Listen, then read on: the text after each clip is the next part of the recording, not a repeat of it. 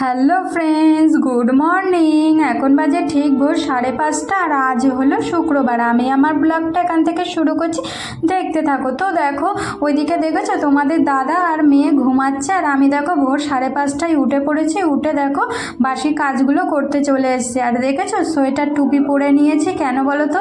এই দেখবে ঘুম থেকে উঠলেই না মানে শীতকালে যখনই ঘুম থেকে ওঠার হয় মানে প্রচণ্ড ঠান্ডা লাগে, তারপরে আস্তে আস্তে ঠান্ডাটা কেটে যায়। ওই জন্য আমারও দেখো ঘুম থেকে উঠেছি তো ভোরবেলা প্রচণ্ড ঠান্ডা লাগছিল, ওই জন্য সোয়েটার আর টুপিটা পরে নিয়েছি। নিয়ে দেখো বাসি কাজগুলো সেরে নিচ্ছি। আর তো দেখো বাসি কাজগুলো কমপ্লিট আমার হয়ে গেছে, রান্নাঘরের কাজ করা কমপ্লিট হয়ে গেছে। তারপরে দেখো নিচে চলে এসেছি, নিচে এসে দাঁত ব্রাশ করে নিচ্ছি। আর দেখেছো মাথার টুপিটাকে খুলে নিয়েছি, গরম লেগে গেছে। তারপরে উঠানটাকেও ধুয়ে দেবো বলে নিচে চলে এসেছি। উঠানটা স্নান করতে যাব, তার আগে ধুয়ে দিচ্ছি। আর এই দেখো সোয়েটারটাকে খুলে ফেলে দিয়েছি, দেখেছো? মানে এত গরম লেগে গেছে, এখন আর ঠান্ডাটা অতটা লাগছে না, কাজ করছি তো দৌড়ে দৌড়ে। তো তারপরে দেখো উঠোন ধোয়ানো আমার কমপ্লিট হয়ে গেছে। মন্দিরে যাব বলে স্নান করে নিয়েছি। নিয়ে দেখো ছাদে চলে এসেছি, কটা জামা কাপড় ধুয়ে দিয়েছিলাম সেগুলো মেলতে। আর এই যে এই দড়িতে দেখেছো ছোট ছোট জিনিসগুলো রয়েছে, এগুলো হচ্ছে আমার প্রভুর ঠাকুরের, আগের দিন বিকেলবেলা কেচে দিয়েছিলাম, সেগুলো শুকায়নি বলে ওখানেই মেলা আছে। তো তারপরে দেখো মন্দিরে চলে গেছিলাম, আজকেও কটা ফুল ফুটেছিল সেগুলোকে নিয়ে মন্দির থেকে চলে এসেছি। তখন 7:30 মতন বাজে। এসে দেখি তোমাদের দাদার না প্রচণ্ড ঠান্ডা লেগেছে। আর তোমাদের দাদার প্রচণ্ড ঠান্ডা লাগলে কাঁচা হলুদ, আদা, গোলমরিচ, লবঙ্গ দিয়ে ভালো করে জল ফুটিয়ে না সেটাই খাইতে হয়। তোমাদের দাদা দেখো সেটাই খাচ্ছিল। আর মেয়ে তখনও শুয়েছিল, ওই জন্য মেয়েকে আজকে না তাড়াতাড়ি তুলে দিয়েছি। দিয়ে দেখো এই ঘরের বেড কভার বালিশের ওয়ারগুলো চেঞ্জ করে নিয়েছি। আর ওদিকে তোমাদের দাদা স্নান করে মন্দিরে চলে গেছে পূজা করতে। তো দেখো বিছানাটা তোলা আমার কমপ্লিট হয়ে গেছে। তারপরে কটা জায়গাতে ধুলো পড়েছিল সেগুলোকে ঝেড়ে নিয়ে নেক্সট রুমে চলে আসলাম। নেক্সট রুমের বালিশগুলো আর পাল্টাবো না, বালিশের ওয়ারগুলো, শুধু বেড কভারটাকেই চেঞ্জ করব, কারণ বালিশগুলো তার বেশি ব্যবহার করা হয় না, ওই জন্য বেশি নোংরা হয়নি, বেড কভারটাই নোংরা হয়েছে। ওই জন্য দেখো বেড কভারটাকে চেঞ্জ করছে। বেড কভারটা চেঞ্জ করার আগে খাটের এগুলো না প্রচণ্ড ধুলো পড়েছিল, ওই জন্য একটু ঝেড়ে পুছে নিলাম, নিয়ে বেড কভারটাকে পেতে দিলাম।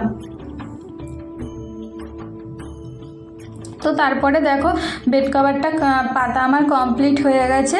তারপরে আলনাটা অগোছালো হয়েছিল, আলনাটাকে গুছিয়ে নিলাম, নিয়ে রান্নাঘরে চলে এসেছি। তো আর আজকে জানো তো তোমাদের দাদা কাঁকড়া নিয়ে এসেছিলো, কালকে রাত্রে কাঁকড়া নিয়ে এসেছিলো, সেই কাঁকড়াটাই আজকে করব। তোমাদের দাদা না কাঁকড়া খাবে না, ওই জন্য হাঁসের ডিমের তরকারি করে দেবো।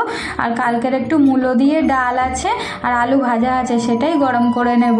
আর জানো তো কালকে রাত্রে না রসুনগুলোকে না বেশ জলে ভিজিয়ে রেখেছিলাম তাড়াতাড়ি, আজকে সকালে একটু ডলা দিয়েছি, তাড়াতাড়ি খোলা উঠে গেছে, এতে আমার তাড়াতাড়ি রসুনগুলো ছাড়ানো হয়ে গেছে। তো দেখো রান্না আমার কমপ্লিট হয়ে গেছে। আর ওদিকে মিঠু চলে এসেছিলো কাজ করতে, মিঠুও কাজ করে চলে গেছে। আমরা দেখো সকালের খাবার খেতে চলে এসেছি, সকালের খাবার খেতে বসে গেছি। সকালের আমাদের খাওয়া কমপ্লিট হয়ে গেছে। রান্নাঘরের অবস্থা দেখেছো, রান্নাঘরটাকে ক্লিন করতে চলে এসেছি। আর জানো তো জল মানে এত ঠান্ডা কি বলবো, প্রচণ্ড ঠান্ডা, আর হাত পা না পুরো জ্বলে যাচ্ছে ঠান্ডার চোটে। তো দেখো রান্নাঘরটা ক্লিন করা আমার কমপ্লিট হয়ে গেছে। তারপরে খাবার টেবিলটাকেও একটু মুছে নিলাম।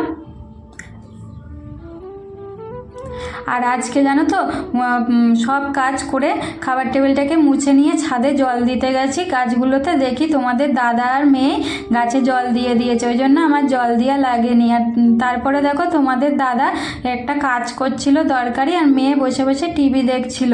তার মধ্যে দেখো তোমাদের দাদার কাজ হয়ে গেছে, বাড়িতে কিছু কাজ ছিল সেগুলো করেই কাজে চলে যাচ্ছে। আর মেয়ে দেখো বসে দাঁড়িয়ে দাঁড়িয়ে দেখছে বাবা চলে যাচ্ছে।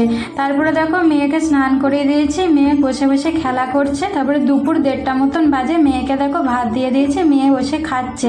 তো আমার ব্লগটা এই পর্যন্তই। যদি ভালো লেগে থাকে লাইক কমেন্ট শেয়ার করবে।